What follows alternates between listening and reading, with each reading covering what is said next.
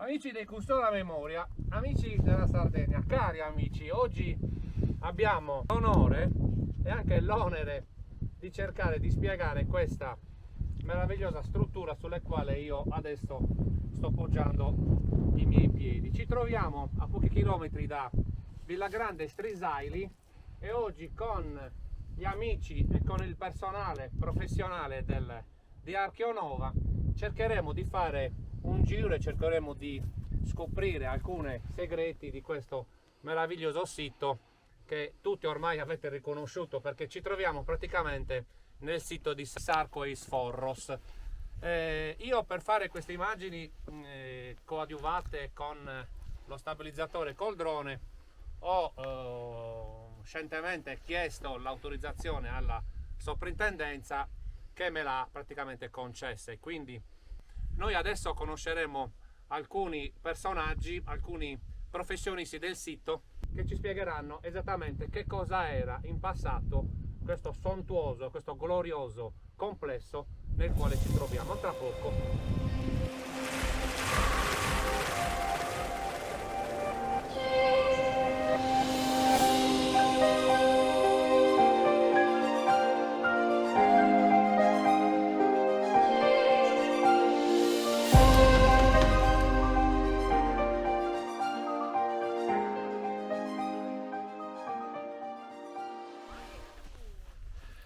E così ho preso io lo stabilizzatore, perché prima mi stava filmando il mio grande amico Luca e ci troviamo praticamente di fronte ad Barbara e ad Alessandra, che ci spiegheranno esattamente dove siamo e esattamente l'importanza del sito di Sarco e Sforros durante come minimo 3000 anni. Sì, all'incirca sì, siamo nel sito di Sarco e Sforros, siamo nel territorio di Villagrande Strisaili. Questo al momento è il santuario nuragico, o meglio, il centro metallurgico nuragico più importante in Sardegna. È l'unico ad aver restituito tutta la filiera produttiva, quindi dall'estrazione dei minerali alla realizzazione dei manufatti finiti. Il complesso comprende 2 templi a Megaron legati al culto dell'acqua, edificati a partire dal 1200 a.C. e l'area delle isole che si trova qui sotto, destinata alla lavorazione dei metalli. Il sito ha restituito tantissimi materiali, al momento siamo a una quantità pari a circa 400 kg di metallo trovato, che testimonia l'intensa attività fusoria che avveniva all'interno dell'area, con reperti molto importanti che arrivano anche da tanti altri contesti mediterranei, quindi documenta le relazioni di scambi culturali e commerciali che la civiltà nuragica, noi sappiamo ormai, avesse. Noi oggi, amici dei Custodi della Memoria, con Luca, oggi non te la scampi, ma anche con Alessandra, adesso vedremo ogni ambiente, non dico in modo accurato perché ci vorrebbero delle ore, ma comunque cercheremo di dare delle informazioni utili quando voi verrete qua. Che viene scavato nei primi anni 90, in ottimo stato di conservazione, perché la struttura era quasi completamente interrata prima degli scavi, quindi si conserva in maniera eccezionale. È il secondo tempio a Megaron più grande in Sardegna, dopo Domiurgia che si trova a Sterzili. Si compone di una struttura a pianta rettangolare, originariamente doppiamente in antis, che poi viene risistemata in una seconda fase. Davanti al tempio troviamo un temenos, quindi una sorta di recinto sacro. Che è questo che io sto filmando, esatto, o no? Ok. Sì, vedi che c'è tutto il sedile all'interno di questa struttura.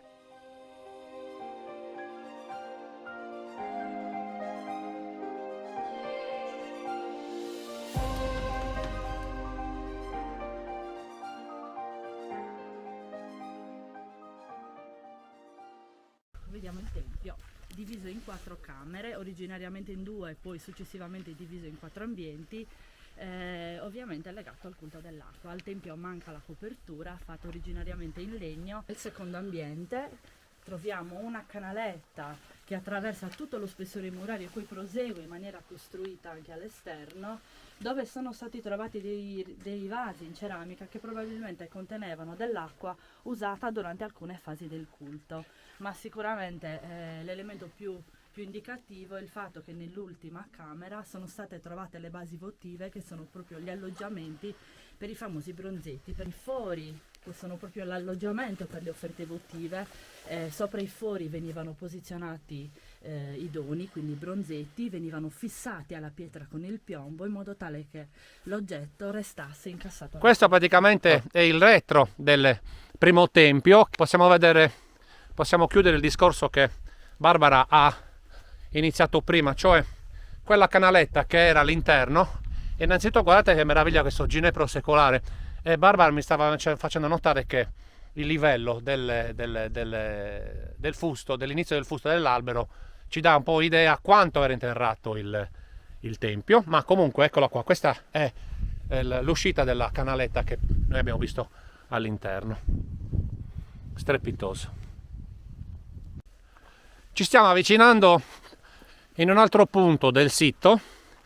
Le chiamiamo le fornaci? Sì, Ok. sono al momento un unicum in Sardegna, quindi sicuramente all'inizio di difficile interpretazione. Ve le faccio vedere qui dall'alto una planimetria che fa vedere come sono fatte. Sono due fornaci separate tra di loro, usate probabilmente per le prime fasi di lavorazione. Venivano caricate dall'alto, quindi si accedeva al foro che è la camera di combustione, dove veniva preparata la fornace all'interno, e i due forni venivano poi gestiti dall'esterno attraverso le bocche che si trovano alla base, da dove veniva alimentato.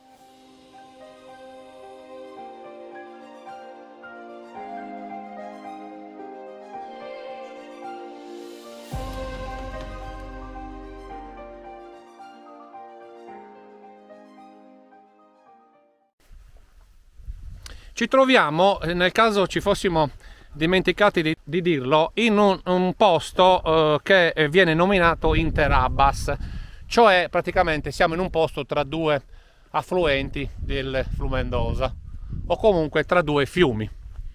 Questo forno è strutturato in un modo praticamente che lo rende quasi un unicum. Essere un unicum per l'archeologo è un problema perché non ha un confronto, quindi i punti interrogativi che sono rimasti sono tanti. Però osserviamo in effetti queste feritoie che non sono orientate come potrebbero essere i normali accessi a est o a sud-est, ma a nord-ovest, dove a nord-ovest abbiamo i venti dominanti che probabilmente alimentavano il fuoco all'interno. E mi stavi raccontando dell'importanza di queste due. Di queste grossi massi che Uno, troviamo di fronte ok, a ogni feritoia, che probabilmente regolavano il flusso dell'aria. Perché come dico sempre, quando voi verrete qui avrete a disposizione tutto per voi, queste grandissime persone che vi spiegheranno esattamente le cose.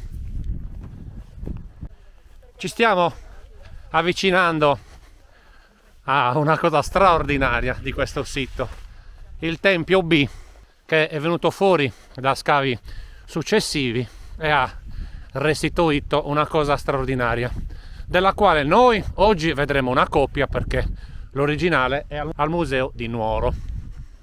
Esatto, questo è il secondo tempio di Sarchesforros, il terzo in ordine di grandezza. Qui entrando si vede benissimo questo bellissimo sedile che sicuramente accoglieva le persone che arrivavano qua, realizzato con pietre di fiume, quindi pietre levigate dall'acqua sono state portate qui per fare da seduta a questo ambiente. Questo tempio è stato scavato nel 2007 e oltre a questo bellissimo sedile ha restituito nell'ultima camera un altare decorato che si trova adesso al Museo Archeologico di Nuoro, e qui abbiamo la coppia molto molto ben fatta in scala 1:1, quindi forme e dimensioni sono come l'originale. L'originale è stato realizzato in basalto e probabilmente un'arenaria. Queste sono le pietre originali. Questo è l'effetto cromatico che loro volevano ottenere, perché l'ultima parte dell'altare rappresenta proprio la terrazza nuragica, quindi la parte sommitale del nuraghe. Tra l'altro la parte superiore aveva all'interno tracce di bruciatura, quindi un possibile fuoco rituale. Un bracciere? All'interno, una sorta di bracciere, sì, e rappresenta proprio la parte finale. E ricordiamoci che siamo in un periodo in cui i nuraghi non vengono più costruiti, si continuano a utilizzare, quindi che ci sono molti nuraghi in questo periodo vengono trasformati in luoghi di culto, però ormai il nuraghe è diventato un elemento identitario molto importante, riconosciuto come tale, e in tutta la Sardegna in questo periodo compaiono proprio le miniature di modelli di nuraghe.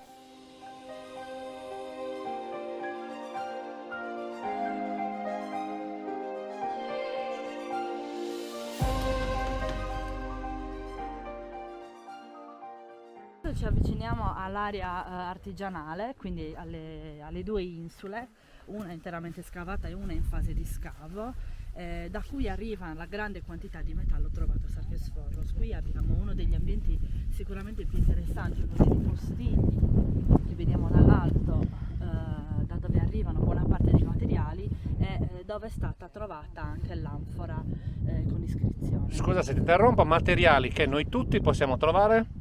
Al Museo Archeologico di Nuoro. L'anfora è un'anfora cananea, quindi che arriva dall'area della Palestina, che ha sulla spalla del vaso un'iscrizione. È un ritrovamento importantissimo perché ci racconta il fatto che in questo periodo, quindi siamo intorno all'VIII-IX secolo a.C., i nuragici che abitavano nell'area di Sarchesforos avessero già contatti con popoli che utilizzavano la scrittura.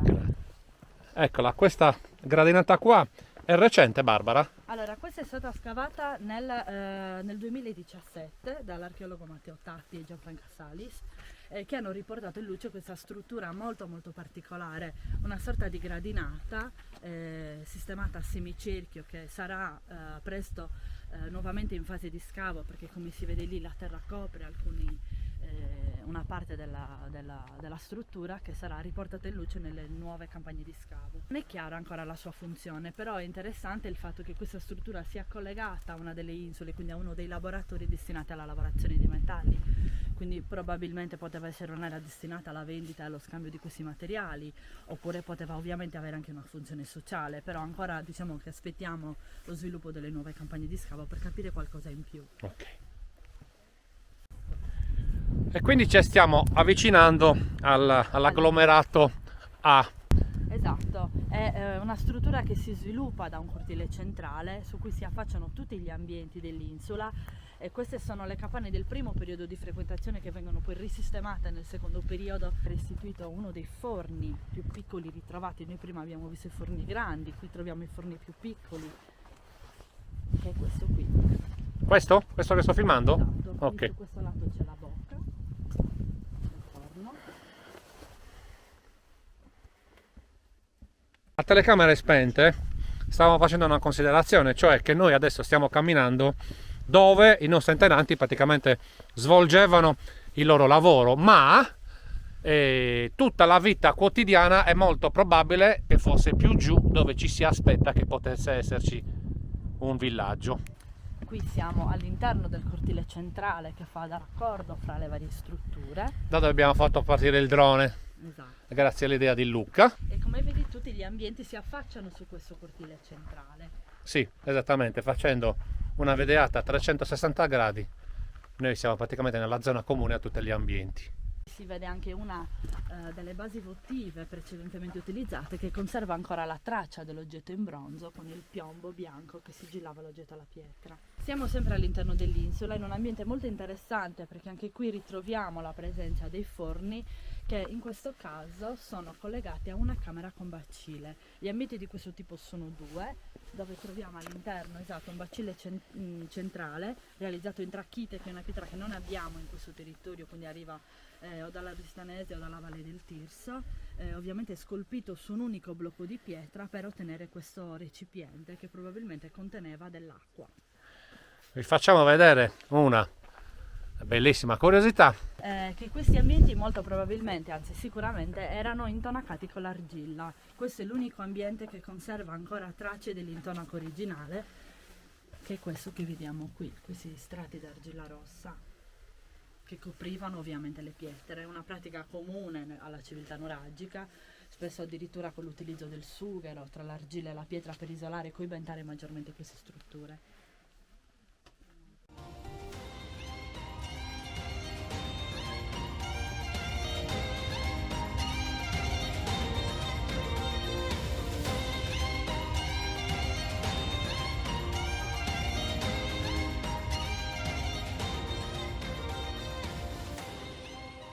E allora concludiamo le immagini con la meravigliosa vista di Perdeliana.